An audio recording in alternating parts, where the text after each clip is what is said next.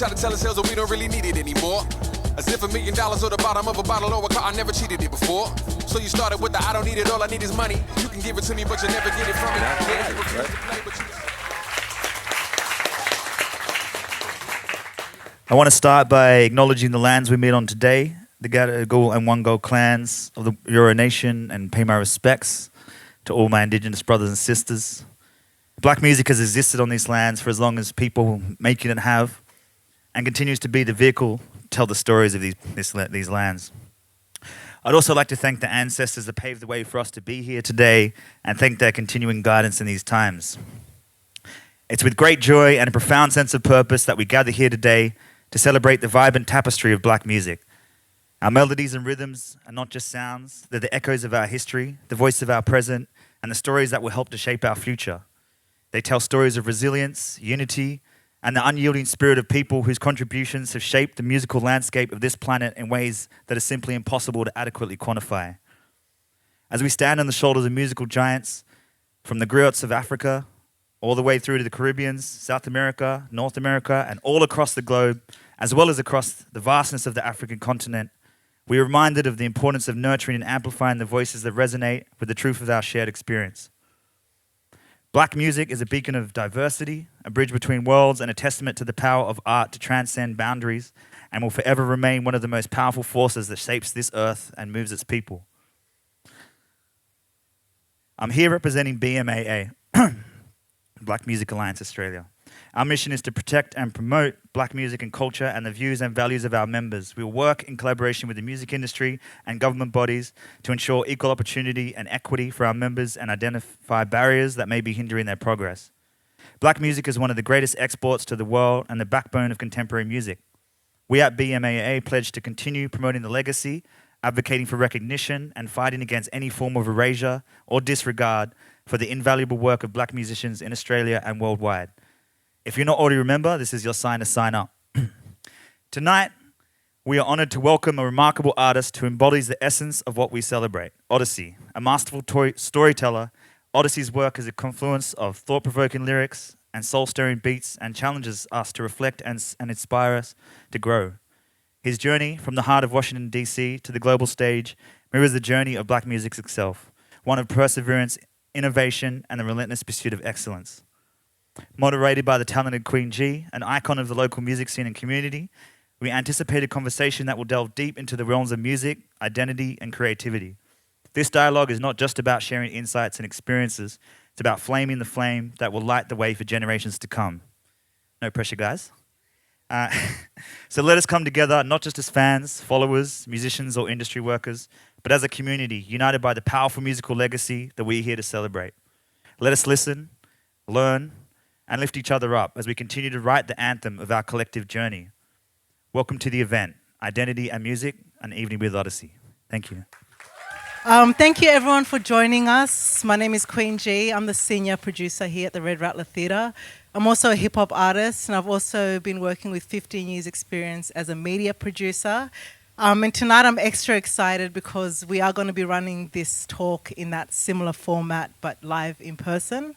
This evening is being recorded. It's being filmed by Studio Sensorium, Ross, who's in the building, and will be available later on for your watching and sharing.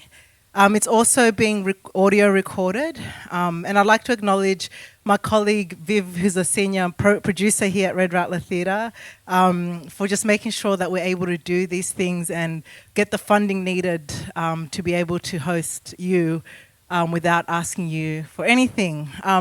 Together here at the Rattler Theatre, Viv and I, we produced these Rat Talk series.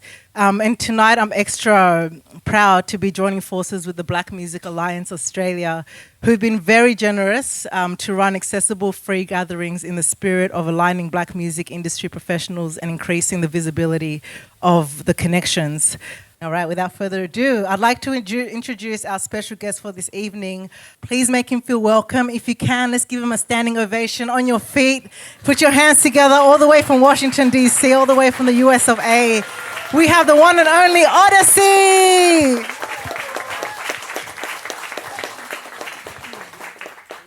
Assalamu alaikum.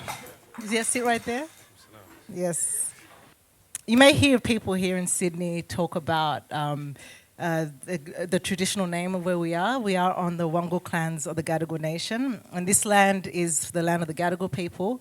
First question, how important is it to you to acknowledge the land that you're on? Deeply important to acknowledge the land that you're on. You can't erase somebody's history. You know, there were people here before, and these people matter, and they need to be recognized. And if you don't recognize them, when history repeats itself, and will continue to go and invade other spaces, and it doesn't even necessarily have to be something tangible. It could be the invasion of an idea that is appropriated without acknowledging where that idea came from. So acknowledgement is everything. Thank you. So please, I hope you do that while you're here on your tour in Australia too, as you're traveling around. I'd also like to acknowledge any First Nations people who are with us tonight. We have a special guest with us. Kobe D's in the house, who'll be performing here on Saturday night. And we look forward to seeing you. Thank you for all your wonderful music, brother, and your lyrics and your stories and your messages. Keep them coming. The Realist. I'd like to start by telling us about your tour to Australia. You've been here a lot of times. Maybe talk about some of your memories you've had while visiting here and some of the people involved in bringing you, who've been able to connect you with your audiences here. Oh, man, as we say in D.C., I've been here a rack of times. First memory I had here, I get out of the airport, it's 2006, and cab driver taking me to my hotel, and I'm like, hey, let me ask you something. Where the black people at? He was like, oh, they in Blacktown. You don't want to go out there.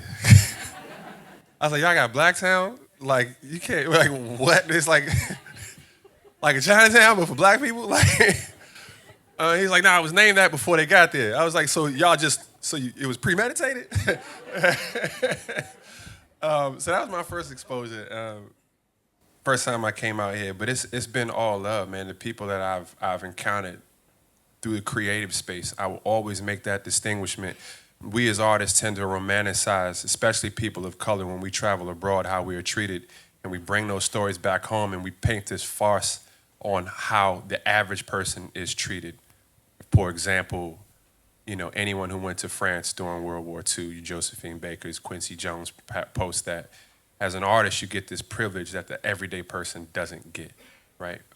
So my experiences here have been through the lens of being an artist and not just an everyday working man here. But they've been a good one. You know, shout out to my man Sam Dutch from the beginning, who's been bringing me out here from the longest, man. Yeah.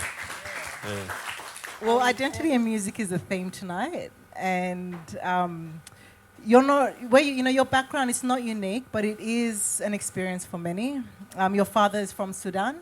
That's and correct. Your mother is African American. Yeah. What was that like for you growing up, and how has it shaped you and your music? Yeah, I mean, everybody has a reason why they're in therapy, right? So, you know,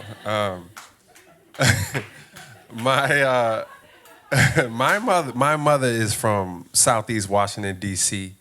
For those who don't know, you know, about that area, D.C. and the surrounding areas are home to the wealthiest population of black people in the United States of America, but also home to the largest economic gap between rich and poor, right? So it's like this extreme wealth and extreme poverty, and my mother's from the extreme poverty side, right? And my father, I would say that he is a product of the brain drain of Sudan, the Sudanese who got to leave on student visas. And my father was educated in England, right? And was just a knucklehead, right? And just every way he could find to ruin his father's prospects on him being a great human being, he did it, right? He did things his own way. So he left Sudan, went to Dubai, didn't like banking there with his brothers, hopped on a flight to New York. His homie he went to school with in Sudan told him it's popping in D.C., it's less minority competition. Look that up if you don't know what minority competition is. And he made a life for himself in the District of Columbia, where he met my mother in a club. And I am a very, very happy accident. You know, I'm an accident, simple as that. The photos of my mother and father getting married, my mother's pregnant with me, right? And you know, my father tried to stick it out, but too many cultural differences between the two of them. So by the age of 3, they divorced. And it was my grandmother, Hajazena, rest in peace, who told my dad, like, you need to take your son. It doesn't matter what the circumstances is, you need to raise your son. He's your son, he's us, you take him. And that was probably a very tough decision for my mother, but as I said, my mother came from extreme poverty and is the oldest of 11 children. And my father was doing much better off when they split from each other. So that started me having a life of living with my father, being raised by him Monday through Friday and seeing my mother on weekends. And that's how I grew up. And I spent my summers in Sudan from age 6 to 18 every summer. And a lot of cultural clashes, a lot of realizations. To sum it up, we would go to pray in the mosque on Friday, and my father would drop me off at my mother's, and before he would tell me that there is only one God and Prophet Muhammad is his prophet, and then I'd go to my mother. And on Sunday before I go home, my mother would take me to church and say, if you don't accept Jesus Christ as your Lord and Savior, you're going to burn in hell. And that was my life, right? And why do you think that is? It's so it is a common story that I hear about where there's this weird separation between Africans from Africa and African Americans. Yet we look very similar, and there's this weird disconnect. Even when I was in New York many years ago, that's the first time that I had experienced, and I thought, oh, we're all gonna, like, because here black people see each other, we're like, yeah, excited, but it's very different. Can you talk to us a little bit about why that is, if you've got any perspective around it? Absolutely, because for me, it's not weird at all. You know, I think race relations in the States have, for decades now, shaped how other minorities fight their struggles in other countries. And I say that sometimes for better and for worse, because it kind of amalgamates the lens of everybody's problems through the lenses of how race is viewed in the United States. And in the United States, you're dealing with a people who were exported there against their will and had been a part of the creation of the country from its inception and have had no credit for it and everything that comes with that. And I, with my own eyes and my own life, have experienced the comfort that white Americans have with even something as employing Africans over African Americans. It's an unspoken herd that they will feel more comfortable with a person they know that they didn't enslave. Simple as that. You can't have an animosity for me because I didn't technically do anything to you, but you might have a problem with me. And that is something that's real, and we are gaslit to say that it's not true, right? And race is a very, very different thing. I think what I notice in America is once you move there, or when you leave your own home country, the things that you take for granted when you meet another countryman or someone who looks remotely similar to you abroad, you start to congregate and you create this community based off of your commonality and your similarities. But you take those things for granted. For instance, in Sudan, you're not going to walk past every Sudanese person you see and say hello. But if you see a Sudanese person here, you're going to say hello. So why would a black American see you and immediately say, sister? You know what I mean? Like, that's where I'm from. Like, you just another person, right? And I think the smaller that community gets, the more you can't just take that for granted, and you must go through great lengths to create and foster that community, where a lot of that is lost in the States. My wife is Moroccan, and my wife is born and raised in Paris. And Moroccans don't just walk past everyone and say hello. There's so many of them. Why would you? You know? I think that's something that's definitely similar and relatable here to blackfellas, to First Nations people here, where there's immigration nation, pretty much. There's actually a film called Immigration Nation. You should check it out. And it's a very similar thing where, you know, someone like myself and many people in this room, it's a very multicultural country, and I think we love that. We celebrate all this multiculturalism, but yet it's like, don't forget whose country it is, don't forget whose land you're on, don't forget how this came to be, how we came to be. And when you spoke about that piece about, you know, I'd rather talk to the person I didn't enslave or I didn't harm than you, it's the first time I've heard it like that, actually. I like to simplify things. It ain't that complicated. You know? And earlier on you spoke about the minority something? Minority competition. Yeah, what's that? Tell us about it. So minority competition is when waves of immigration come from different countries where they become minorities in a majority country, whatever the pre-existing ethnicity that's dominant is. There are only a limited amount of jobs and resources that said minority can fulfill. So what tends to happen is the first wave of minorities who arrive want to gatekeep those resources for themselves and feel threatened by other minorities who are trying to achieve the same dreams and possibilities that they have. For instance, in the States, the Irish were very much threatened by African Americans who were moving north because they thought that they would, quote unquote, take their jobs. But the Irish themselves were a minority scared of other minorities. You get Brexit, for an example. The amount of minorities who voted for Brexit to stop immigration when they themselves were immigrants was because I got in. I don't want you to come in and then take my job and mess up things for me.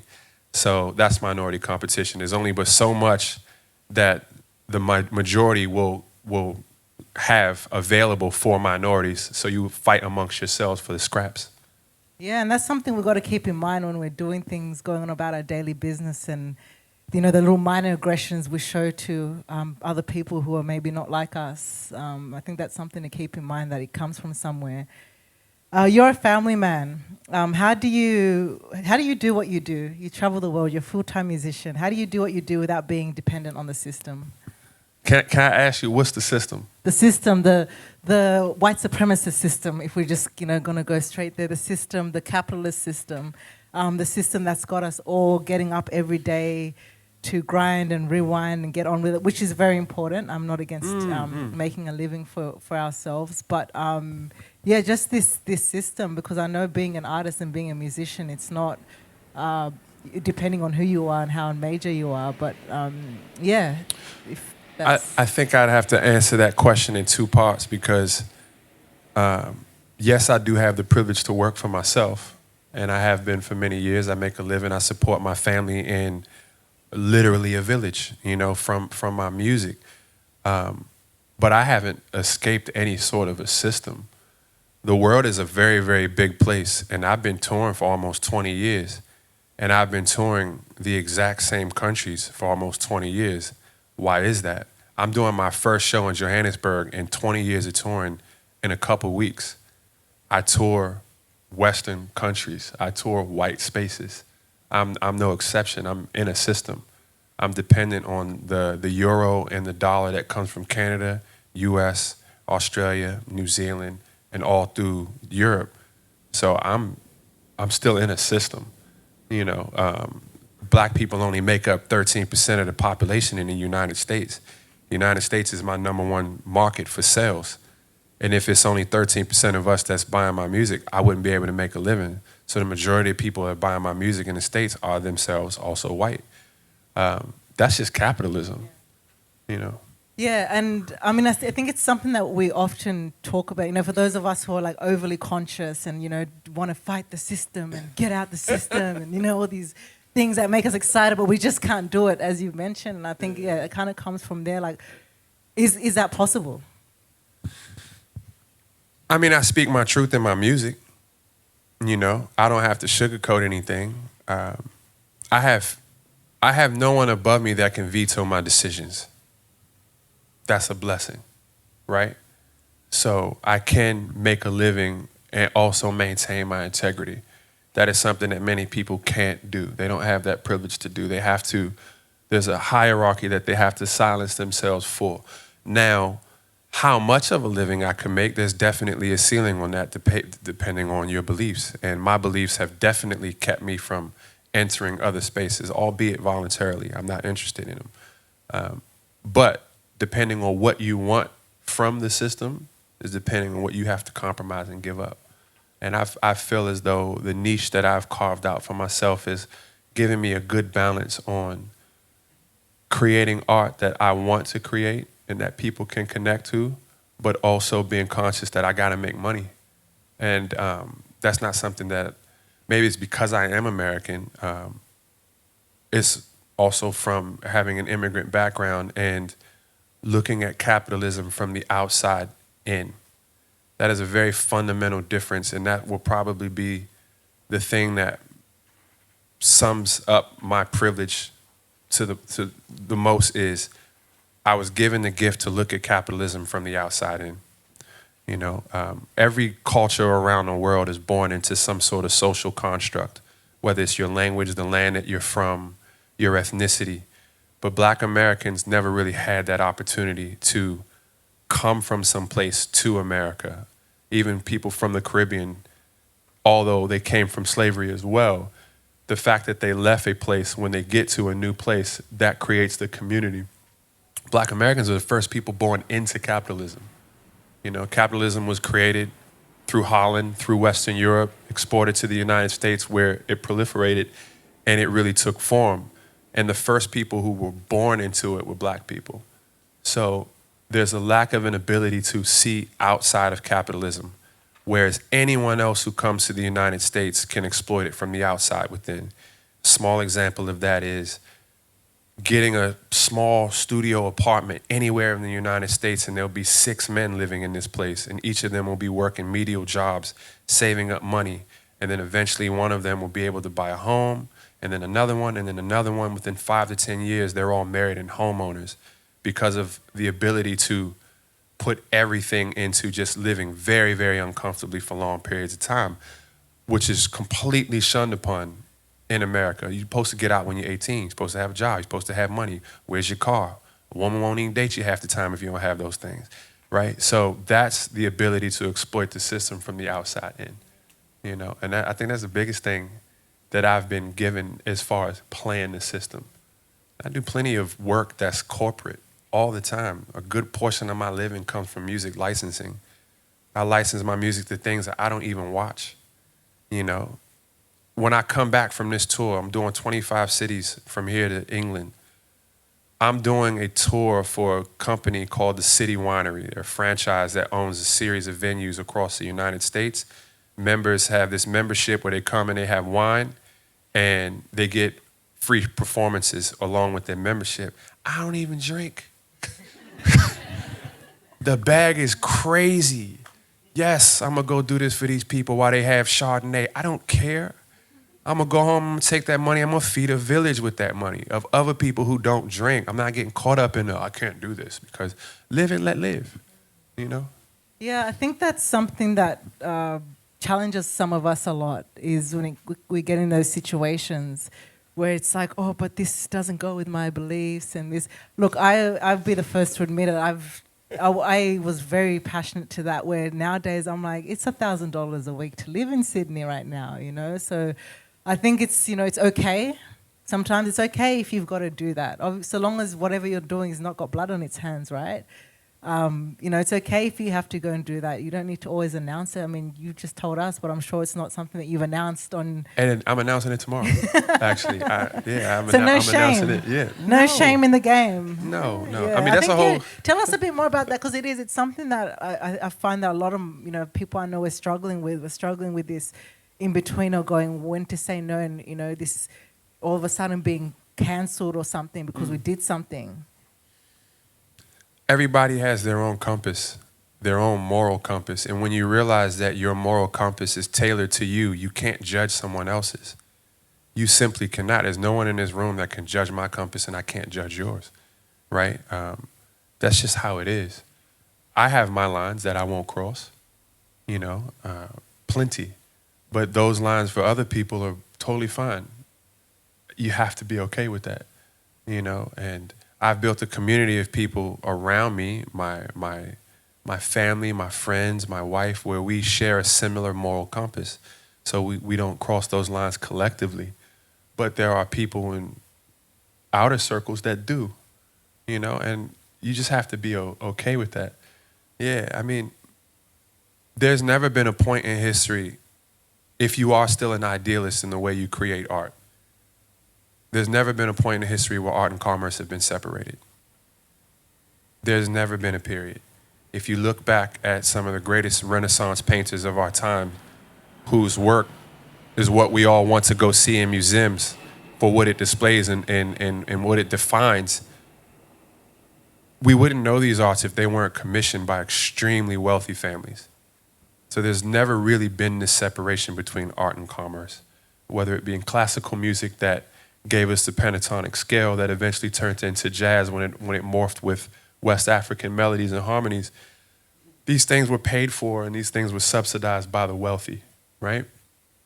How do you navigate that? When do you put your foot down is completely up to you. I've had plenty of things that I've said no to. I'm trying to remember some off bat. Some like White House situations where I said, nah, I'm good. Some things where it would have been sketchy with the political alliances, nah, I'm good off that. Some things where people were trying to just use me often as a poster child to say, well, if he likes us, then we're good. Because I'm the poster child for so many things. Being black, Sudanese, Muslim, they're like, yo, please say that you like us so everybody else will. And I'm like, nah, I don't hand that card out that easy. So yeah, I have my own compass, but I would encourage anybody to define your moral compass. Don't have it be wishy-washy. Clearly understand what you're okay with and what you're not okay with. Move through life accordingly. And there has never been a separation of art and commerce. It's a myth if you think it has been. And I would love to debate anybody who thinks that there's a point where art was truly for art and not subsidized by commerce. Yeah. Well, that might be a good segue into this next question, because you talk a lot about the inequality gap in the communities where you're from and the lack of a real life systematic change when it comes to things like drug abuse, crimes, violence, poverty. I'm sure it's something that some of us want to see change in. Can you talk about the world of music, of the world and the music industries? I guess the glorification and the aestheticization of poverty porn in hip hop, particular, and the negative impacts it can have on our society.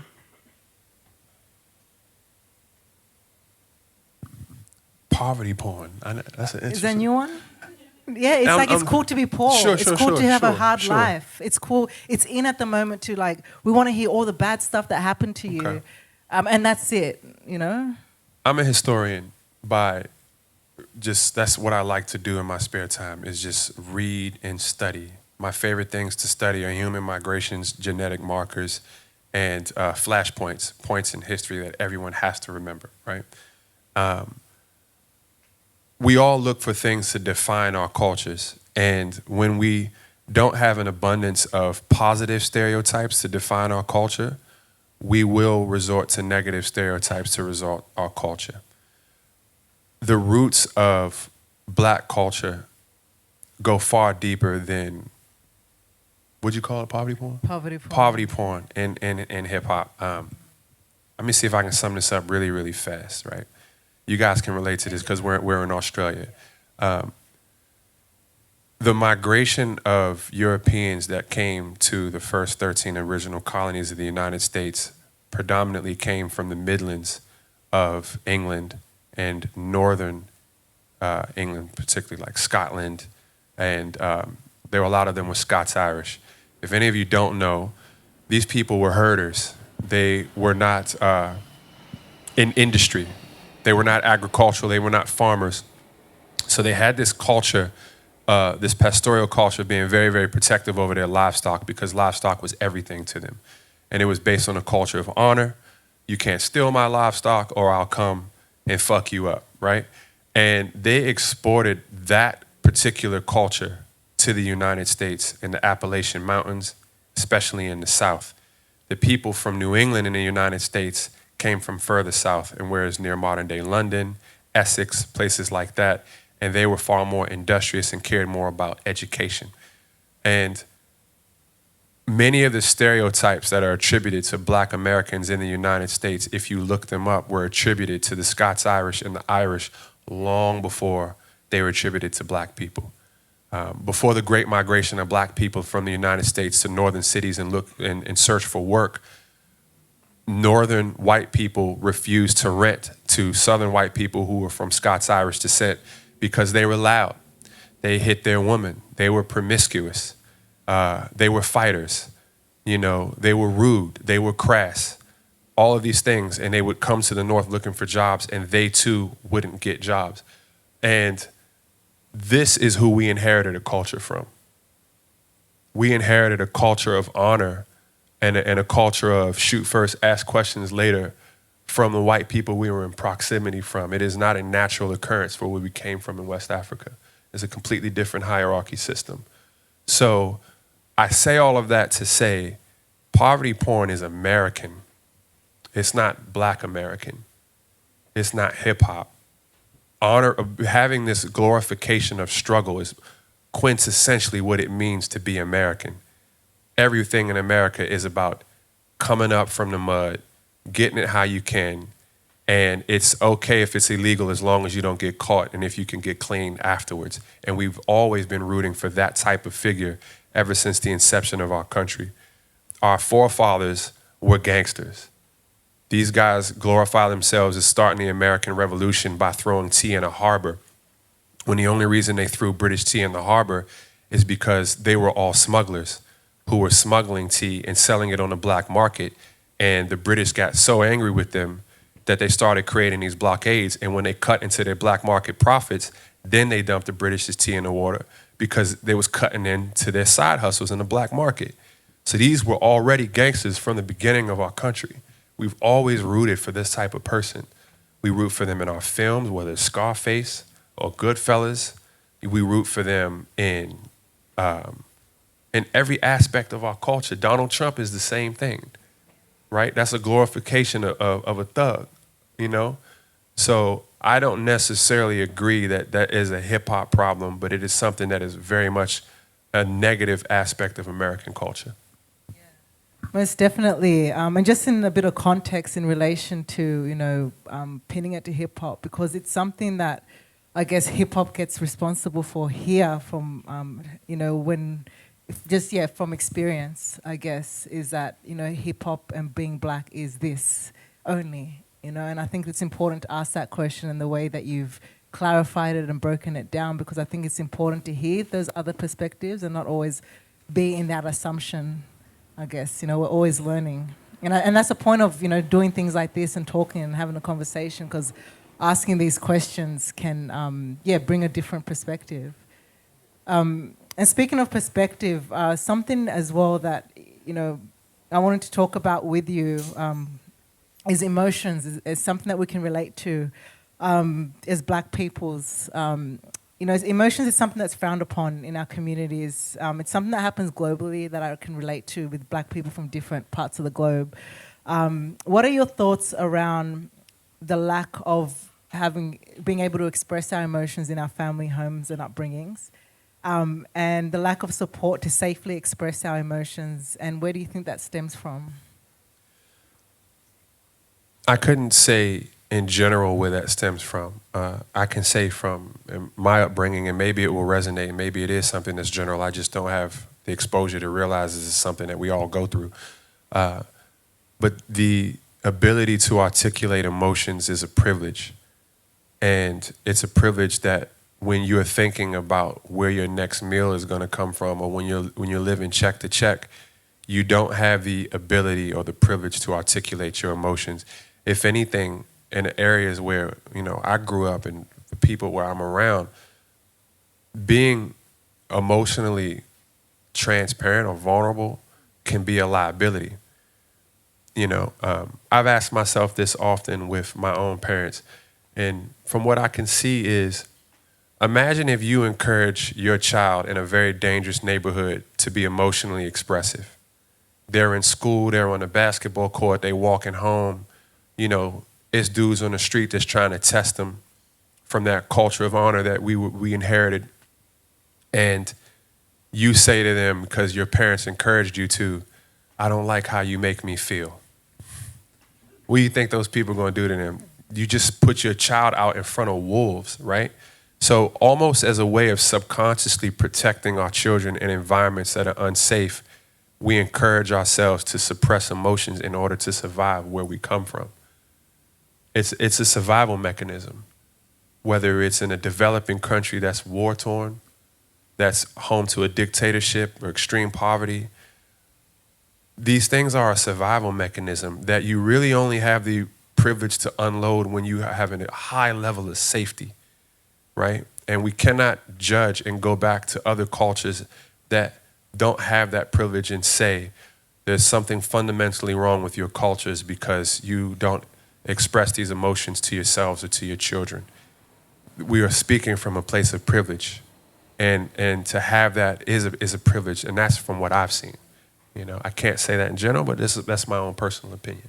Yeah, absolutely. I absolutely relate to that privilege of expressing your emotions to the fullest, and it's an important thing to be able to do. And I mean, I've got children myself, and it's something that I've raised them completely different to how I've been raised. Absolutely, same here. Because it's something that you do, right? You just go, I don't want you to go through what I went through, so let me save you while I can. Eventually, we'll get there. Well, we have that privilege now. As simple as that. Privilege of emotions. Yeah, we have it. We have the freedom. Like, we have time privilege. Our parents didn't have time privilege. Yeah. You know, my dad would be gone before I woke up. First half of my life, my dad was a baker. So I wake up, I'm in elementary school, I'm making my own breakfast and walking myself to school because my dad's gone. He'd been gone since like 4 o'clock in the morning. You know, I'm seeing myself out. I'm 7, 8 years old. You know, I come home, he's knocked out sleep. So I'm taking care of myself again, you know? And that was it, like time privilege. The amount of time I have to spend with my kids is crazy. You know, I take my kids to school in the morning and daycare. I work about a 6-hour day. That's it. I work 6 hours. That's crazy. You know, I pick my kids up in the afternoon. We go to the park. We go to the library. What? Like, that's crazy. So I have time privilege now. These are things that our parents didn't have, you know. And it's also the generational difference, right? Because our parents came here. I was born in Uganda, and a lot of people of us who were born in the diaspora or born in anywhere you're from, they came here from scratch. They had, like, similar to your story. Your story is something that's very common, where the parent or the parents leave everything behind, leave the family and everyone behind to start from scratch. And I think it's something that needs to be taken into consideration when dealing with us, is that, we've come from people who've had to start from scratch, who've had to completely let go of everything. And then there's also that piece around culture. How do you still keep your culture? How do you instill your culture? Does it become important?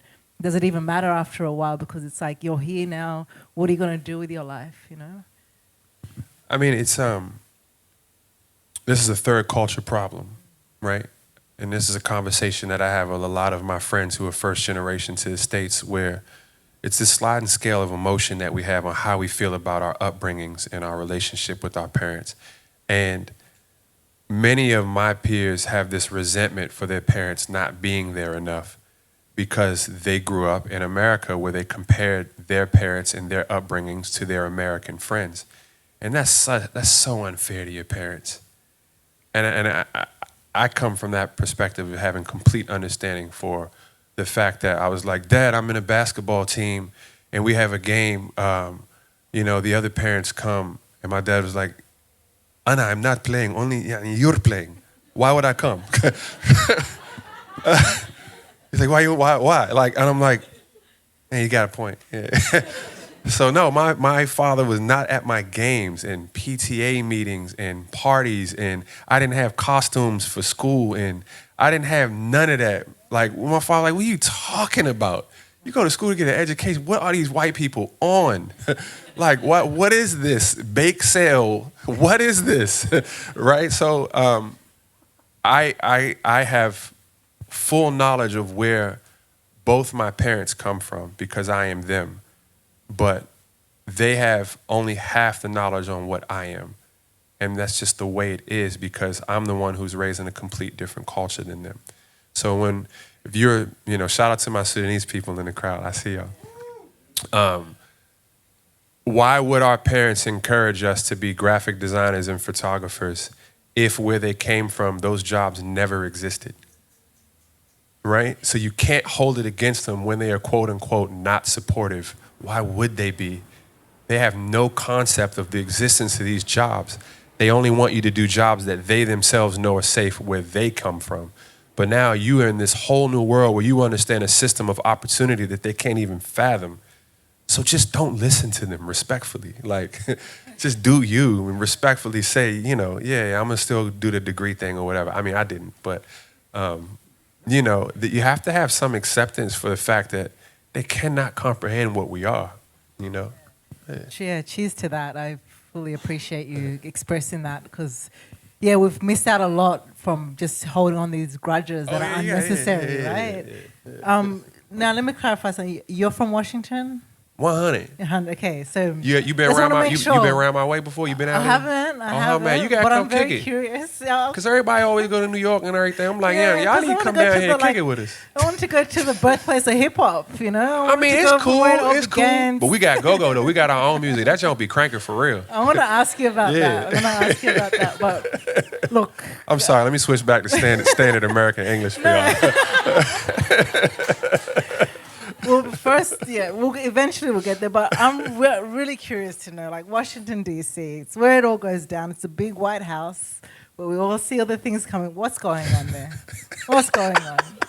I just... Let me paint a different just so it picture doesn't for look... you. It looks a certain way this way, but maybe Sure. you can... As my father said when he first saw the White House, I thought it was going to be bigger.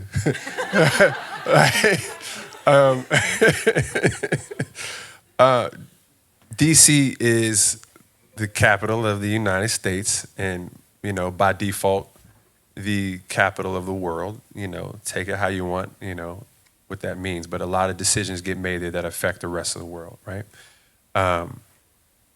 It is also a very, very interesting place, several reasons. So it has some of the oldest historically black colleges in the United States, and it is one of the only cities that up until maybe 10 years ago was majority black. And is no longer majority black due to gentrification, but it is still 48% black, right? It is a very wealthy place, and it is a place, everybody here familiar with the term called affirmative action? All right. Okay. So affirmative action happens, and you have to give people of color and women jobs, and there's this quota. And black women kill two birds with one stone because they're women and people of color.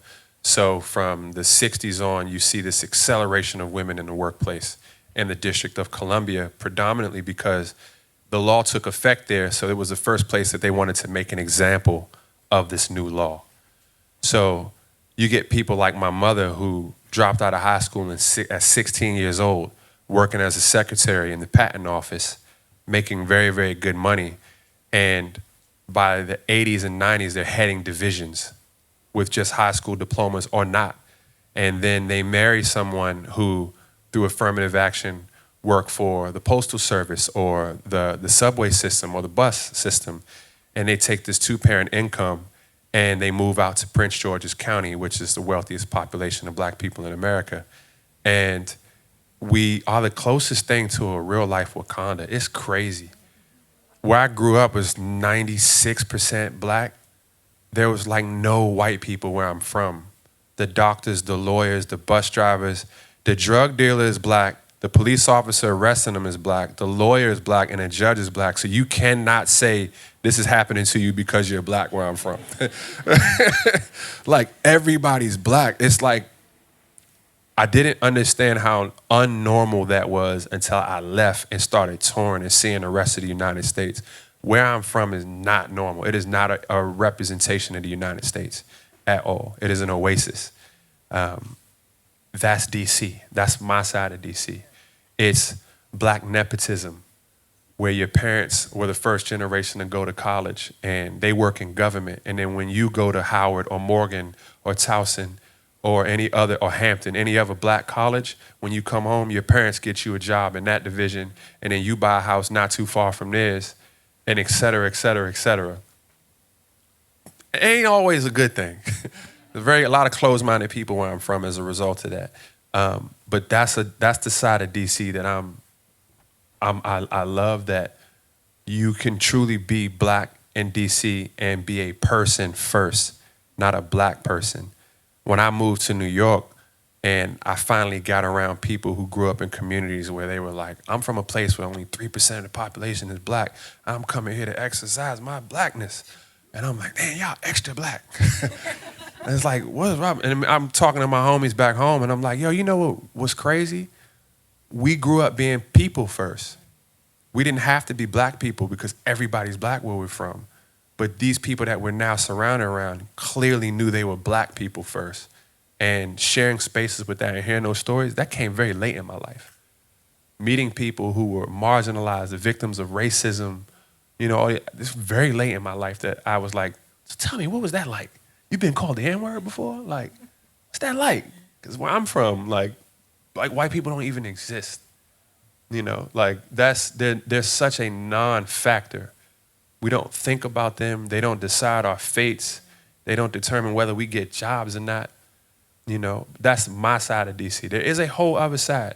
DC is split up into 4 quadrants: Northwest, Southwest, Northeast, Southeast. Northeast is majority black. Southeast is completely black. Southwest is where all of the business and government is. And Northwest traditionally was very, very white. We just didn't go to Northwest like that. So we don't see that. Yeah. It's important to hear that. That's a really like, wow, this is a shock. I wonder what that feels like. Is Yeah. what I'm thinking. Like, what does that feel like? Yeah. I don't think we can have this conversation without discussing like the ongoing genocides that are happening around Africa, firstly, and also in Palestine. But in a nutshell, for someone who's, I guess, not aware, how would you describe the ongoing civil war that's happening in Sudan? I mean, I would hope everybody in here was aware. But if not, to sum it up, you have 2 homicidal generals fighting for supremacy to be the next dictator. That's the summary.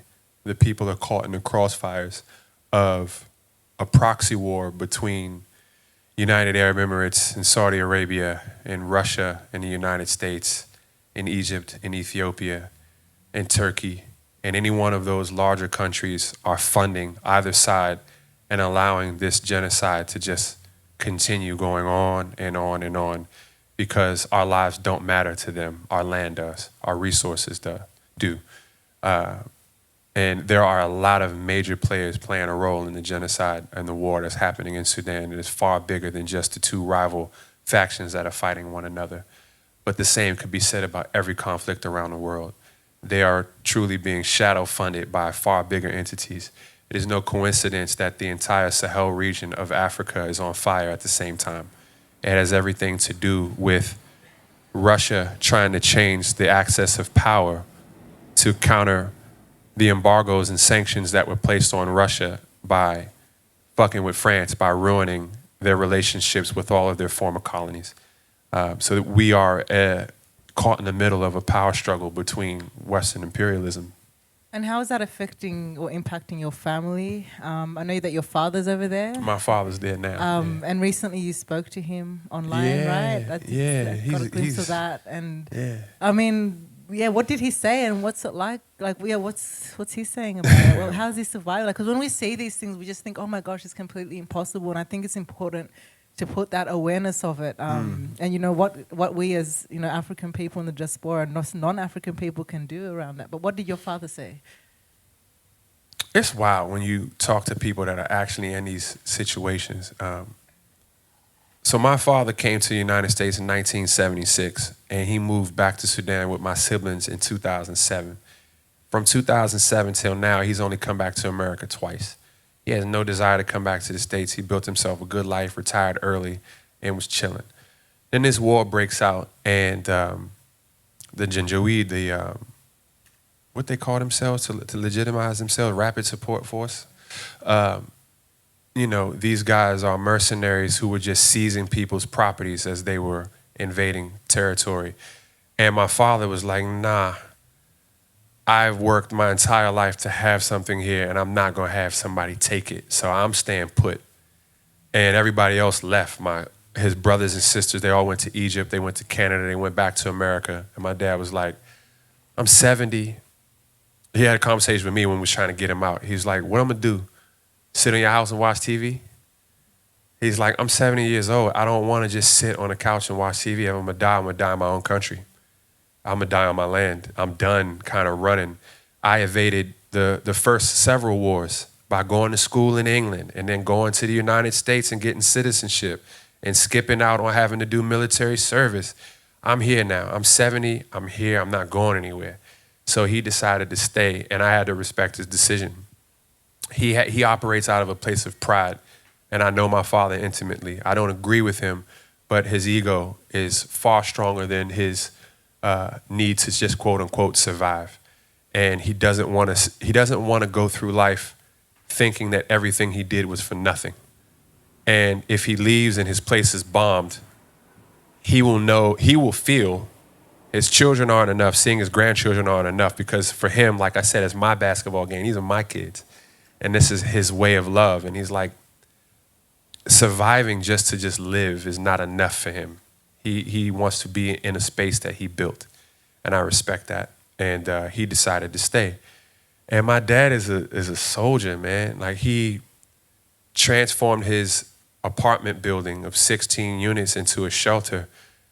He dug a secondary well and is feeding, giving housing, and taking care of his entire neighborhood. There are people coming from other neighborhoods seeking shelter with my dad. He's completely just transformed the man who he was. And I think a lot of that was redemption.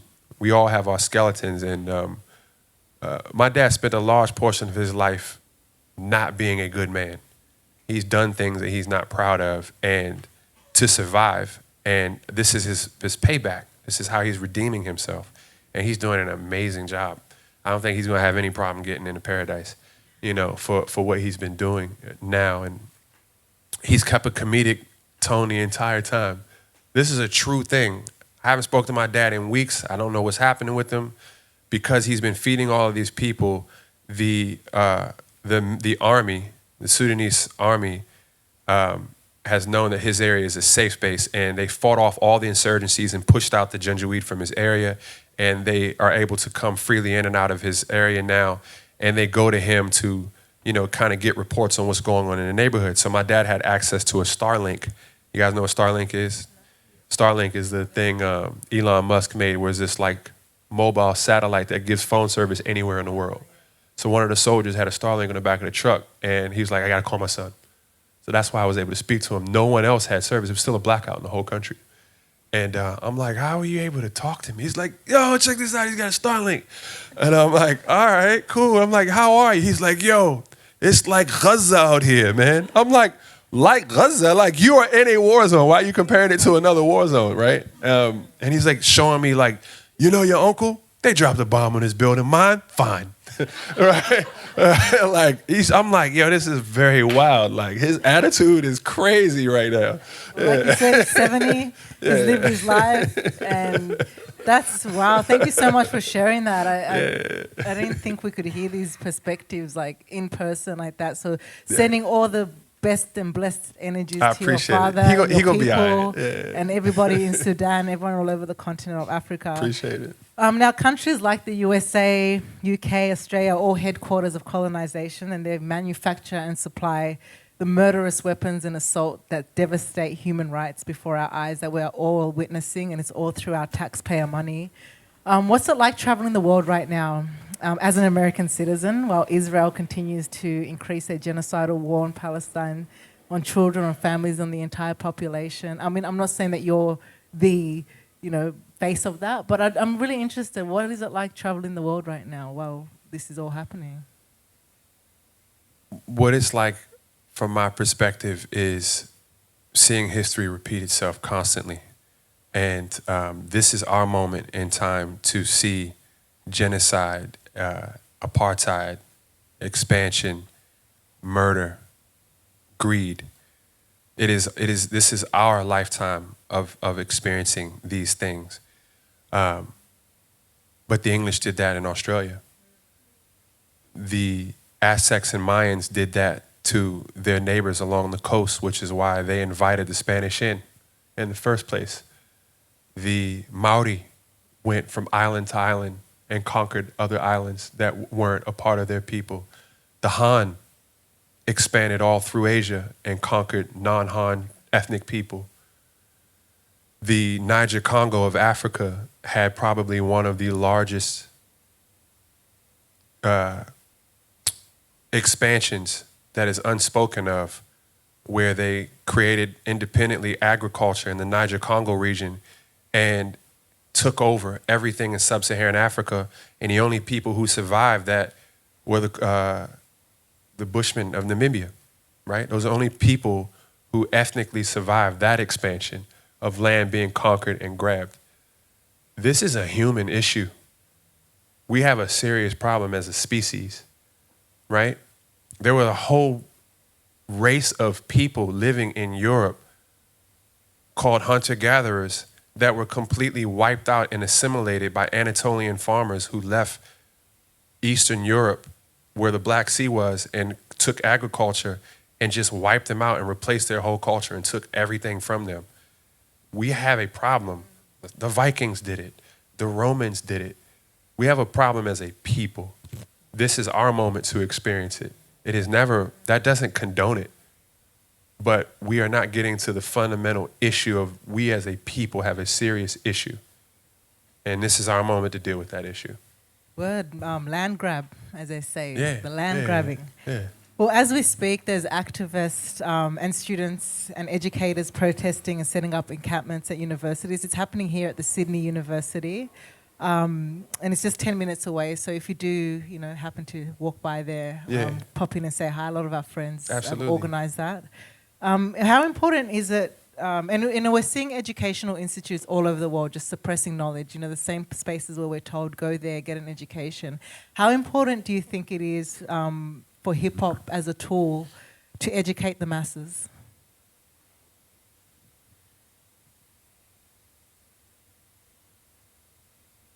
I'm thinking because I think art always has a responsibility to educate, but I don't think that it's its sole responsibility. I think that art is always supposed to be everything. So if you are an artist who has a calling to activism, that is your calling, and you should use your voice and your music to fight for causes as an artist. If you are an artist that gravitates more towards entertainment, you should not be held to the same standard as an artist who wants to have a political voice and an opinion. And we shouldn't hold every artist, at this standard where you have to have an opinion. Some artists are just pure artists. My art tells me to speak. I'm friends with people who their art tells them to simply just entertain. I think that there's this bottlenecking, especially with minorities, because there aren't so many opportunities for us to rise and descend to such positions of power and authority where our opinions matter, that we bottleneck and expect every famous person or wealthy person to have an opinion about everything. And that's a huge responsibility that most people can't bear.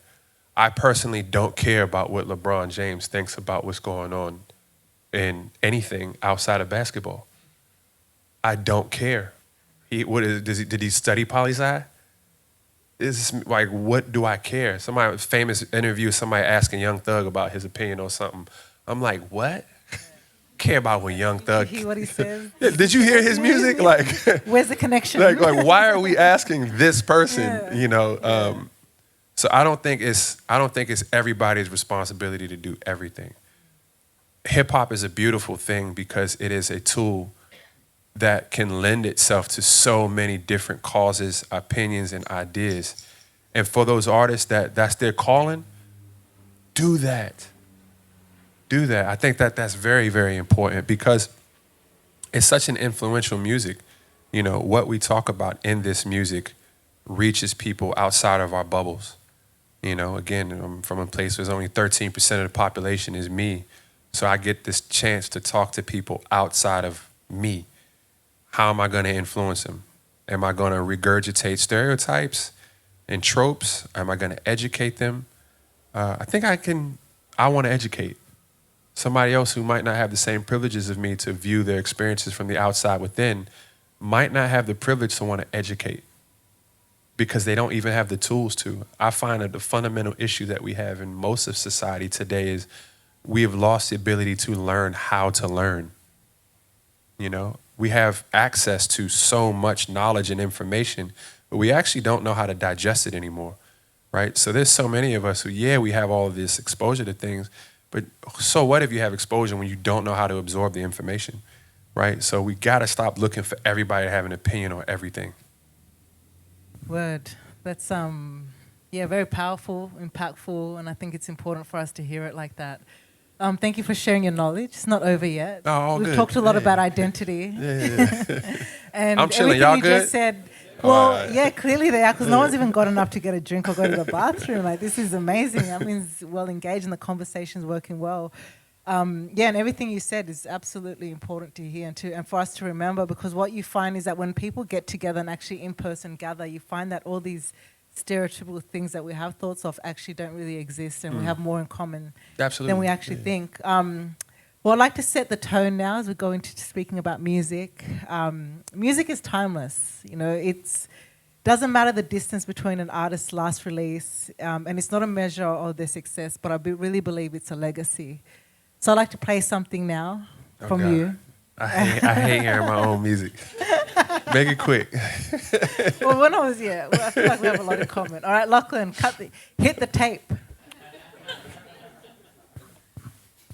I think the biggest risk I've taken in my career was choosing to do music as a career. It's insane. The odds are completely against you. I must always understand that whenever I'm not working, someone else is. Whenever I'm not evolving, someone else is. Whenever I'm not in the studio, someone else is. And that constantly keeps me on my toes. Honesty, you will most likely fail, but take risk in life. You got the skills for this. You ain't got the bill for this. You ain't play your part for this. You ain't got the smarts for this. You ain't got the ear for this. You ain't cried a tears for this. You ain't got the years for this. You ain't play a part for this. You ain't made a mark for this. You ain't got the heart for this. You ain't got the heart for this. You ain't got the heart for it. That hits the heart. Right? That hit me in my heart personally. Can anybody else relate? Anybody put your hands up if that especially the way he just hit them bars, you ain't got the heart for this. Because really, like, those of us who choose to do this from the heart, taking your heart with you everywhere and sharing it with everyone. I just want to talk about your work ethic and how you describe it. And do you work outside of music? Like, have you ever had to work? I know it's your work. I'm not disputing that. No, never. Wow. Yeah. Wow. I mean, but that's not because that's not because I'm some sort of an outlier or anything. My father was an entrepreneur, and he had a series of different jobs and hustles. In that song, it talks about it. He opened up a diner, and I talk about it in that song. It failed. Then he became a baker, and then his homies put him on to trucking, and he transitioned into trucking, and that's when my dad made the most of his money. So he had these delivery trucks, and you guys have Staples in Australia, office supply company? You have an office supply store, right? Office Works. Probably, all right. So the equivalent of Office Works is a company called Staples in the United States, and my father was a subcontractor for them, where they would subcontract out all the deliveries that needed to go out to all the offices and residential areas in the DC area and give them to contractors like my father to make deliveries. It paid good. I think it was usually like $7 a stop, and a truck would average no less than 40 stops a day. And my father had 12 trucks at $7 a stop, 40 stops a day. And whenever I wasn't in school, I worked for my dad. I was on, and he owned a company, but he always drove and took a route himself every single day. So we would wake up 5 in the morning, go to the warehouse. The manifest would come down from Pennsylvania. We print it out. We load all of the packages onto all the different trucks for their routes, give everybody their routes. And then me and him would hop in a truck, and we would just make deliveries all through DC. And he was lazy, so he would just do all the driving, and I had to jump out and carry all the copy paper to all the offices. So I loved it because I learned my whole city, So when I wasn't in school, I worked for my father, right? So that is a place of privilege where I can say I was able to transition from that to music. Yeah. Absolutely. Yeah. Earlier on, you started to talk about this a little bit. I was like hoping you wouldn't go into it because I'm really interested to hear. I love your production. As a producers, lovers of production, your music's incredible. But tell us about what go-go music is and DMV roots. To give us the insights and the backgrounds on that and how much of that is involved in your production and music. Well, go-go music is a percussion funk-based music that derives from jazz. Its creator, a gentleman by the name of Chuck Brown, rest in peace, used to have a band called Chuck Brown and the Soul Searchers. In the 70s, they have a hit song called Bustin' Loose, if you've ever heard it. Or you can look it up. I feel like bustin' loose, I feel like bustin' loose. So that's a DC anthem. Go-go was created because we had, like I said, a lot of black wealth. So we had these events called cabarets. And I got a lot here. Okay. But probably not in the same way. Yeah. If you saw a cabaret, you'd be like, That ain't- no diss, like the cabarets are amazing, but I'm also aware that the cabarets where you're from are probably on another level. It's I don't know about cabarets down here, so you're gonna have to hit me. Cabarets? All right. Dun, dun, dun. Okay. So we had what we call cabarets. It's like these black socials where someone will rent out some type of a hall and someone will do the catering and some person's making the money from getting people in the door and they take the money to pay a band and it's a hustle, right? And you go to mingle with people and, meet maybe your future partner or somebody that you could do business with, et cetera. And these things were constant in DC. So Chuck Brown was a band player for a lot of these cabarets. So what he basically ran into this problem of is like, we don't have enough music to keep playing these, and we definitely don't have enough to keep playing the whole night, and we can't just keep making new songs. So how about we come up with a groove, and then whatever there's hit songs that's out, we can adopt that hit song into this groove, and people can just dance all night, and they'll be dancing to something with some familiarity. So the go-go is congos, a pocket beat that grooves, and then you take whatever popping on radio, and you make a go-go version of that, and we dance to that all night. When it got super, super popular, bands started emerging where they started to make their own original music, and it stopped being the music that just copied what was out. And it got very, very popular in the 80s, where a gentleman by the name of Teddy Riley moves from New York to Virginia, has exposure to it by way of Hampton University, where a lot of Washingtonians go to school, and it influences New Jack Swing, which is the same rhythm at the time. And New Jack Swing takes off into rap and blends rap and R&B and evolves into what hip hop is today. But go-go went into a completely different direction because it always stayed a live music. It's never been programmed. You'd be hard pressed to find recordings of go-go music from those times. What we would do growing up is you go to the clubs on the weekends and there would be a PA recording that night, and then they would mass produce that tape. And then when you go to school, you would trade cassette tapes of that club performance.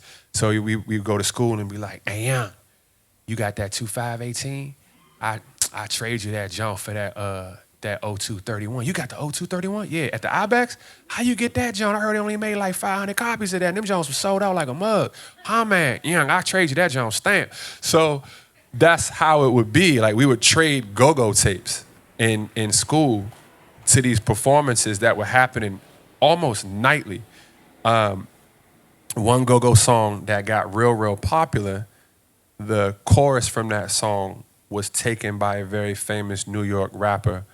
4 in the morning, I'ma kick it out. And then 6 in the morning, I'ma sending it out. And that was Jay-Z, who Jay-Z used to hustle in D.C. and Maryland. So he got hip to go-go. And he took a very famous go-go song and made a hit out of it. That was a #1 on New York charts. Rich Harrison, one of my favorite producers of all time, rest in peace, go-go producer who joins the Hitmen and Bad Boy era, and then goes on to meet a woman named A. Marie, where he writes and produces for her, and she has a hit called One Thing, which is a go-go song. And one thing was so big that Beyonce hears it, and he produces Crazy Right Now for her, which is a go-go song. So you've heard go-go without just knowing that you heard go-go music. But it's very much alive and well, and it's the predominant music where I come from.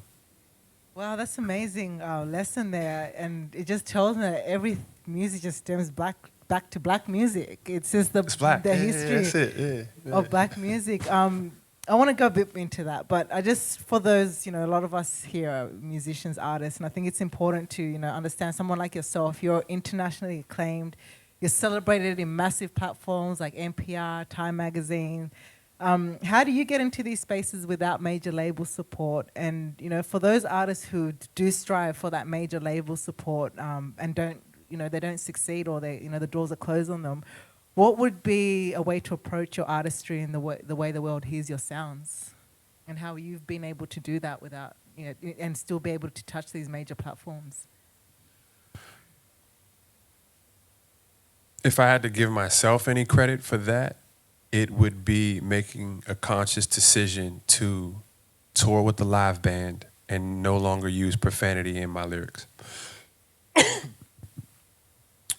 Once I realized that there were markets that I could get in that were shut off to rap based on the fact that I toured with high-level musicians, and that you didn't even have to bleep out my lyrics. They were just clean. That was a conscious decision when I got my first sync deal. The first time I got a sync deal was a fit band, for Nike fit band, and it featured, I forgot what his name was, but he played for the San Diego Chargers at the time. And they loved the song, and the guy who licensed it was like, oh, this is great because we were looking for songs that don't have profanity in it. And I was like, well, can't you just take a clean version? He said no, because our demographics, even if they know that the cuss word is there and it's bleeped out, that might bother them. And by demographics, I'll leave that up to your imagination what they mean, right? So I said, I see. So even bleeping it out isn't enough. He's like, no, it can't be there at all. You'll have a higher success rate of licensing. So I'm like, well, I'm trying to make a living from rap. So I cuss like a sailor in my house in my spare time, but fuck that. I'm not cussing no more in my lyrics, right? So I started to be able to be more palatable to said demographic outside of my 13% because I stopped using profanity. And then I toured with a live band, and we come from go-go. So my band comes from jazz, gospel, funk, and soul, because you have to in DC. So we get booked for these festivals. Why I lie to you not, we're the only hip-hop act on these festivals. We did a festival in 2018 called Misop Rock Festival in Thailand, in Bangkok. It was a punk rock festival. And we were voted best performance of the festival. So it's creating a sound, creating an aesthetic, and creating lyrics that would resonate with a series of people and that was palatable led me to be able to be discovered by a lot more people. A lot of my fans will say, I don't listen to rap, but I listen to you. And that's a very common thing that I hear often. So that I can attribute to myself. Those were conscious decisions that I made. What I can't take credit for is, you said like NPR, Time Magazine. I have a publicist. I am in the machine. I control it, right? I'm not on a major, but I used to be on a label called Mellow Music. Mellow Music was distributed by The Orchard. The Orchard is a subsidiary of Sony. The Orchard, when they joined forces with Sony, became the largest digital distributor in the world. That is who I release my music through, right? My publisher for years was Surefire Media. It's owned by Bruce Springsteen, right? So yeah, I'm in NPR. I better be. Like, what am I paying for, So I have a machine behind me, but my machine doesn't tell me what to do. I don't have to dress a certain way. I don't have to put out a certain single. There's nobody telling me I got to make TikTok dances, right? I'm not in that machine, right? The machine that I am in is very much, I have, I just started working with a new publisher. So I won't put that out there yet because I haven't worked with her yet. But I have high promise because I worked with her in the past. So I have a new publisher. My publishing is solicited by Buddha Music Publishing out of Berlin. My distributor for my label, I have my own label called Outer Note Label. My distributor is The Orchard. I have a manager. You know, I have a videographer. I have a team. I have a graphic designer. You know, I have all of the things that a major has because my ethos has always been micro, macro. Apply what majors do on a smaller scale. Don't completely reject it. You have to just adopt that template to your size and scale it down, right? And you can do that when you have a higher return on investment.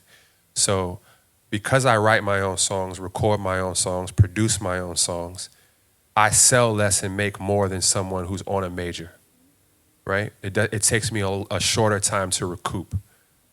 And so my metrics are completely different for me on what's a successful record versus someone who's on some major label who has to sell an insane amount to recoup. So I just apply the same systems of a major and I just scaled it down. Micro, macro, but you cannot escape art and commerce. You know, I get back to that, you know. The measures of success, right? What we have there's different measures of success, and it's not always at the top. It's not always has to be big. It, as you say, micro measure. So, yeah. I mean, what is success? Yeah. Yeah. Yeah. Success for me is doing what I want with my time. Eating what I want when I want it, sleeping when I want, going where I want to go when I want to, you know, is success. And, you know, alhamdulillah, I've been able to do that for over 20 years. So I'm good. What else is there? And I can still go outside and not be bothered by people. I can still take my kids to the playground and nobody bother me. And you can know? still line up to get your own meal. Why would I not? You know? I was trying to be like, let me serve you, let me get the food for you. Especially, I can line up. I love that. One last question, very important one. This is something that is very passionate to many and something that we're trying to navigate. You know, the American music industry has a long history of whitewashing black music and erasing black artists. Here in Australia, the industry has a similar, if not the same agenda, of whitewashing, of erasure, and it's ongoing. Do you have any suggestions on what we as black people in music can do to push back against cultural appropriation and the erasure to ensure black artists protect the historical legacy of black music and also maintain the rightful respect and authority? I mean, that's a heavy question. It's not, Nah, you I good, get it, you but it's good, you very, good. like, we can't have this conversation without bringing it up. Sure. I would like to see more of a fight for equity and not equality. I am not concerned with being anybody's equal. I just want equity. And I think we should start to care more about equity or care as much about equity as we do equality. You will oftentimes hear in the United States where people will say things like, look what the Jewish community was able to do, and they were a minority, but we couldn't do that because, you know, white Anglo-Saxon Americans always had their foots on our neck and wouldn't leave us alone. But the difference is equity versus equality. You're dealing with the people who were fine being ostracized and alienated and secluded to themselves as long as they maintained equity. And with their equity, they were able to buy in and invest in what it is to be America, right? But without equity, you can't actually have equality. So you can acknowledge me as your equal, but if I don't have equal pay, what good is the acknowledgement of being your equal, right? So I'm all about equity over equality. I'm not trying to be anybody's friend. I don't need your awards. I don't need your acceptance, acknowledgement, or approval of my identity or my ethnicity. Let me make as much money as you have and leave me the fuck alone. Straight up. Like, I don't care what you got going on over on that side. I don't need you to accept me. You know, I need you to leave me alone, most importantly. And whenever we've been left alone in the United States of America, we've been prolific. Tulsa, Oklahoma, Wilmington, North Carolina. You talking 5-10 years after the abolishment of slavery, and we already had elected officials and a thriving black middle class in Wilmington, North Carolina. It didn't take any time. White people saw that and burnt the whole thing down. They were like, nah, y'all can't have it like that. Same thing happened in California, Weeksville, in Brooklyn.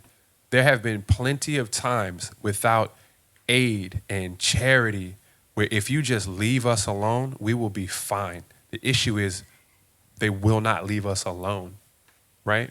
So I'm far more interested in equity and being left alone than equality. Thank you for that inspirational insight. Can we get a round of applause for that? Come on now.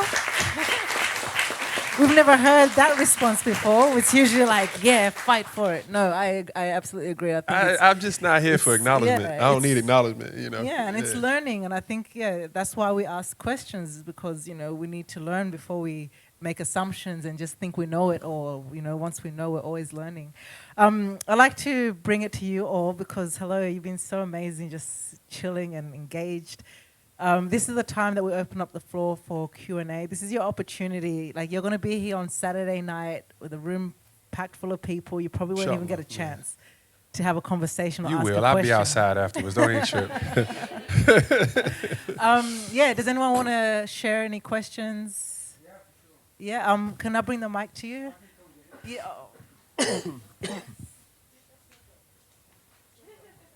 That's all good. You good. Okay. No. Thank you, Oddisee, for actually being honest and being vulnerable here. And speaking for us, I'm Sudanese. So my name is Omar. Really appreciate this, actually, more than you think. But my question is, speaking on identity and being black in the West, I wasn't born in the West. I came to the West, mid-20s, right? And that's a very different perspective. I was in the Middle East my whole life. And there's a lot of things you're saying that are extremely relatable. But I don't want to turn this into a whole conversation. I want to give you a question so everybody else can get a chance. So first of all, there's a 70s book by Chancellor Williams called The Destruction of Black Civilization, right? That book speaks about how Egypt and Sudan were the birthplace of the first kingdoms in the world, from the agricultural revolution to the building of, places of living, to all of that. That, I believe, that needs to be researched into, to connect it to how jazz came about, how, slavery, because I'm from the side of Sudan that was not enslaved. Actually, I was from the side of Sudan that my grandparents were slave owners. And the identity crisis You're Jali? No, I'm Dongolawi. I'm Dongolawi. Yeah, okay. Yeah, okay, so basically what I'm trying to say is the West knows us black people as this victims of slavery, so and so and so. And that's not inaccurate, it's just half the picture. The other half of the picture is we are self-determined and we are creative naturally. And when you said your stuff about DC, I grew up with black people where I only realized my blackness when I went to school with Arabs. But besides that, I was just another guy. So how much because you say you're a historian, I'm asking you this, and I'm sorry if I'm catching you off guard in any way. Oh, no. But what I'm trying to ask is, how much more research do you think we need to do as black people, and then as Sudanese people specifically, and what are the biggest questions for us, from your perspective, because it will be different from mine? Thank you. No, thanks, man. I think we as black people need to stop looking at history through the eyes of Western imperialism. We don't realize how much we observe our past and the opinions that we gather from it through Western imperialism and how it shapes us to look at race and look at history, right? For an example, we'll say, oh, Moors were black because look at these Renaissance paintings of Moors. They were black. So the Moors from Morocco who conquered Andalusia for 400 years were black men. The majority of them were Amazigh.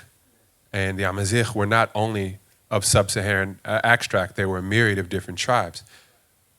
During the Reconquista, the Spanish wanted to clearly distinguish themselves from their former colonizers.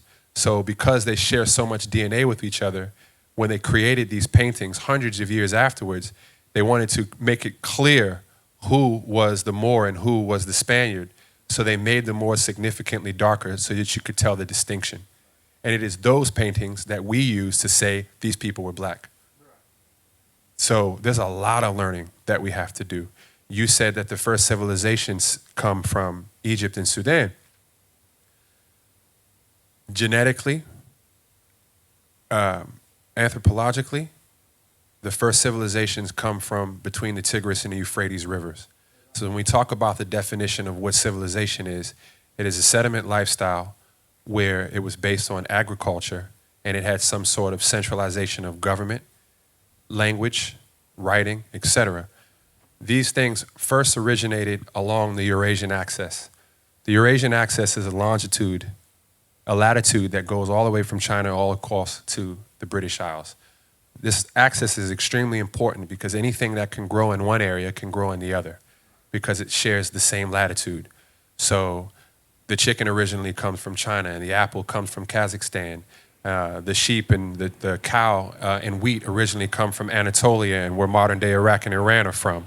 Grapes originate in Georgia, I believe it is. So all these things come from the Eurasian axis, and where one came from, it was able to trade with another.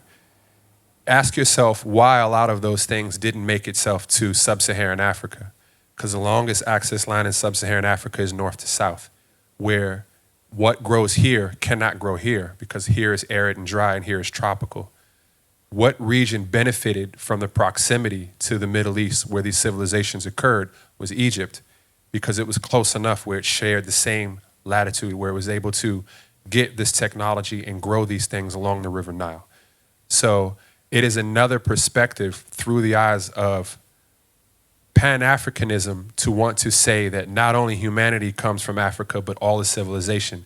Civilization is different from humanity. Humanity does come from Africa. Civilization has its roots in the Middle East. And the first empires that were able to reap the benefits in Africa from that civilization were in fact Egypt. Once they reaped those benefits, they played an integral role in influencing what happened in those civilizations. So it was a cultural exchange going back and forth. Hieroglyphs did eventually evolve into our modern day letters. You know, the letter A comes from Aleph, and Aleph was a hieroglyph that fundamentally meant the same thing that it does now, right? So there was a cultural exchange that was happening. These are the things that I want us to know. We have to separate our political issues with our former colonizers in the way we view history, because we're looking to rewrite history to empower ourselves for a history that was taken away from us, and sometimes we get it wrong, and we tell fabrications or we exaggerate things that happen.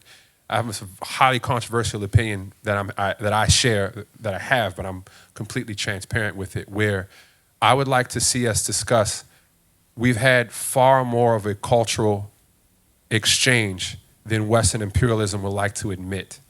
It's not that they created everything or we created everything. For the longest time, we've been creating everything together, and it wasn't until chattel slavery that people had to pick a side on who did what first, you know? But I would like to see that discussed more, yeah. I hope you're taking notes because, yeah, can we get a round of applause for that? Because I'm a nerd, I'm telling you. Knowledge should be free. Look, a part of the reason why we do these things is because, you know, there's this massive belief that knowledge should be free, right? There's so much money being spent on knowledge, being asked for knowledge, and a lot of that time the knowledge we're being told is not true. So I think it's, you know, we've got to acknowledge the knowledge that we receive and the new things that we learn and the new things that we hear. Does anybody else, maybe one more person? Yes, Brother Kobe D. Peace. Thank you. Yeah, I just want to kind of bring it back to one of the questions that was asked. We've being a family man, having kids and being in the industry and touring and stuff like that, and you spoke about time privilege. For me, I feel that privilege as well, that I'm able to spend a lot of time at home with my kids, but also wanting to spend as much time as I can working because I'm at that point in my career, you know. And I think for me, I grew up with an absent father, so now I'm a father of three. I have a stepson and a daughter and a son, and it's most important thing for me is to be as present in the household as I can. So I do the school drop-offs, I do the school pickups, I go to the studio in the times in between. But I kind of feel that guilt of working outside of that. Like even like next week, I'm off to London and I'm doing. I'll be there for 2 weeks, and it'll be the longest I've really been away from my family. And I guess my question is, does that impact your time that you put into work, and how does it impact your time with your family? It's a good question. And hats off to you, man.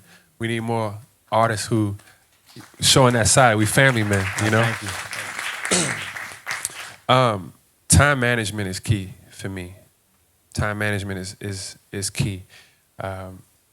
How I work on projects are like in a step method. So when I'm working on a project, I'll start by producing it first. So when I go into the studio, I'm only producing. I don't do anything else. And then once I get a series of beats that sounds cohesive, I'll put them in an order, and I say, this is my next album. And then I will stop producing full stop, and then I'll just write. And when I write, I have a little bit more freedom because I don't like to be in the studio when I write because I'm too tempted to make beats. So I'll just walk around New York, go grocery shopping, run, play basketball, AirPods in the ears. I'm thinking the lines, I stop, I pause, I write something down. So I'll spend a lot more time outside when I'm in my writing phase. Once the writing's done, I stop writing and all I do is record. And I just do nothing but record until all tracks are done and I'm satisfied. When that's done, all I do is mix. And when the mixing is done, I don't listen to the record again unless it's time for rehearsal, and I'm just thinking of marketing. Compartmentalizing those things and working them in the steps have allowed me to realize I don't actually need as much time as I think. And also I have formulas. So whenever I'm like down, I'm not as creative as I want to be, and I kind of force myself to say, this is a job, so whether I'm feeling it or not, go sit at that desk and make something happen. When there's nothing coming, I will just listen to samples for hours when I just have nothing. And I'm like, that's nice. And I'll just categorize it. That could be a classic boom bap track. Put that in a boom bap sample folder. Or this could be jazz fusion. Put that in a jazz fusion folder. Oh, that's definitely a pop one. Put that in a pop one. Ooh, this would be a good R&B sample. Put that in an R&B one. And then I'll stop doing that and I'll be listening to drums. Ooh, those drums would go perfect for this. These drums would be perfect for that. And then I'll put it, and then I'll get this jolt of inspiration at some point.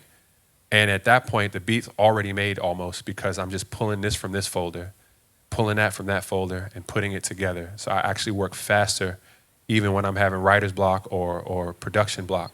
So the key is to always work something that's constructive towards your end goal, no matter what it is.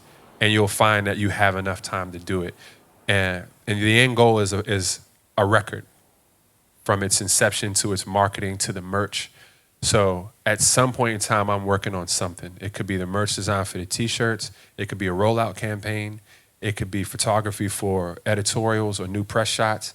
It could be the sound production, the sound scape for the next record. It could be the theme for whatever the album's gonna be. At some point in time, I'm always working on it. So when I'm actually in the studio, I'm literally just following blueprints. If I showed you my phone right now, it'll say album ideas in the notes, song ideas, one-liners, collaboration ideas, marketing ideas. It's just all these different notes. I came up with one I was telling Sam on the plane here that I'm really excited about. I want to do this compilation where I showcase rappers from my home area. And the region where I'm from, they call it the Mid-Atlantic, from New York to North Carolina, because it's in the middle of the Atlantic Ocean on the East Coast. So I want to do this idea where I basically rip off the New Yorker's font of the New Yorker magazine, and they do these illustrations every issue. And I want to call it the Mid-Atlantic, and every issue would have whichever 5 artists are on this, 6 artists that are on this EP compilation that I'm doing, and I'm going to print this magazine in conjunction with every EP. And it'll be an interview of each artist with their lyrics, some stories about them, and when you buy this EP, and you get this magazine, eventually one will sell the other. So I just log that as a note. So when I'm having a meeting with my distributor, and they're like, so what are you coming out with? oh, I got this great idea. Wow, that's really great. The rollout for that would be good. I'm like, oh yeah, and wait till you see the merch, right? And it's just something I just thought of on a plane. So just constantly giving yourself the ability to work on something that's constructive to your end goal. And you'll find that you'll have time to get it done. I appreciate that. Thank you.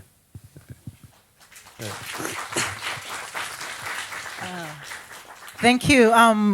Well, as I mentioned earlier, this Saturday, May 4th, it's the big show with DJ Unknown. Has he touched down yet?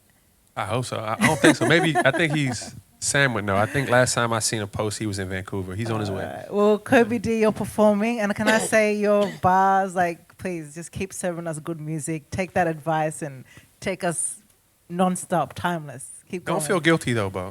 Don't. By the way, don't feel guilty. Yeah, you're hectic. Yeah, your kids will love you for it. You know, I won't see my kids for 2 months.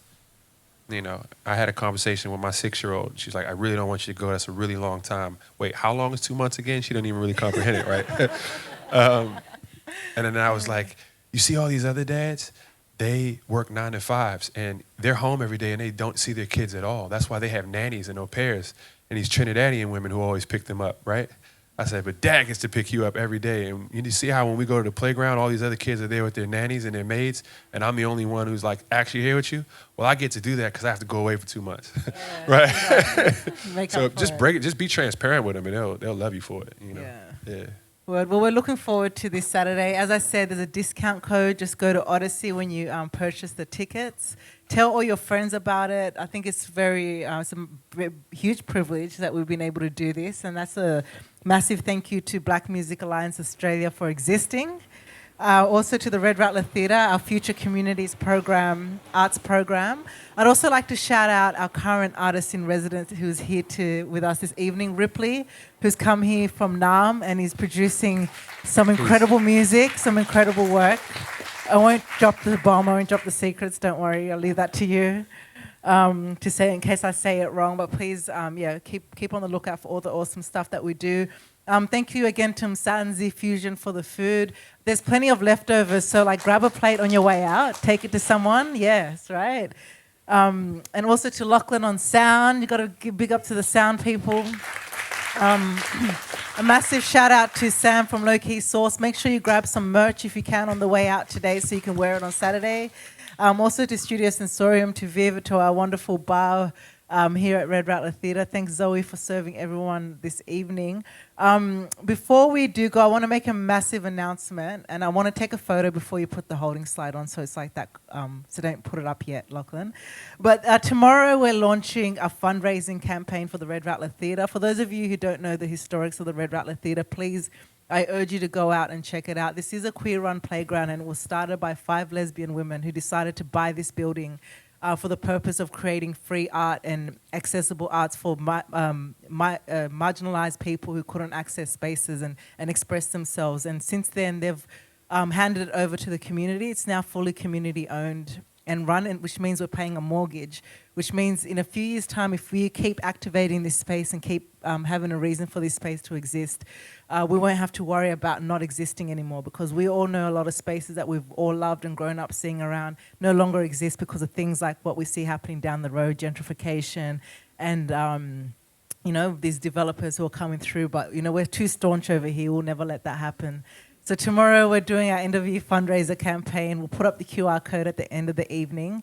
Please share it around, do what you can, even if it's $2, $3, every cent counts. And I think that's a big empowerment about, how we get capitalism is by doing it ourselves. Is that, I'm a big believer that, community unity, you got something, I'll buy it from you, you buy it from me, and this is the space to do it at.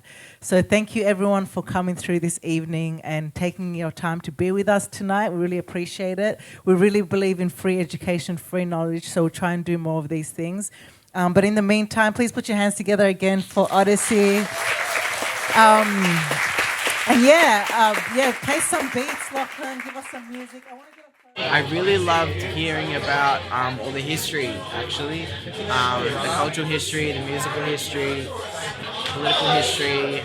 It was also really interesting to hear about Washington, D.C. and how it's like its cultural divide and history there. Honestly, too many things. I think my favorite part was when he talked about his process of like isolating songwriting and then the producing side, the writing, and like I think I'm gonna try to implement that myself. So it's cool to hear his process kind of. Oh my gosh, favourite moment. There were so many, but it was just great being in this space, hearing such an incredible conversation between Queen and Oddisee, two incredible artists, but just also the history, the culture, the knowledge that was dropped. And I could, listen to him for hours because he articulates himself so well between humour, but history and the incredible music that he makes. So thanks, Red Rattler and Black Music Alliance for putting it on. It was so much fun. It's so good to have that new perspective, a fresh perspective from a different part of the world into the country and just putting it to our own lives and our own community. So I think it was super insightful but also inspiring at the same time, and I think for us creators and artists it gives more perspective and just a bit more direction, especially as a person of colour.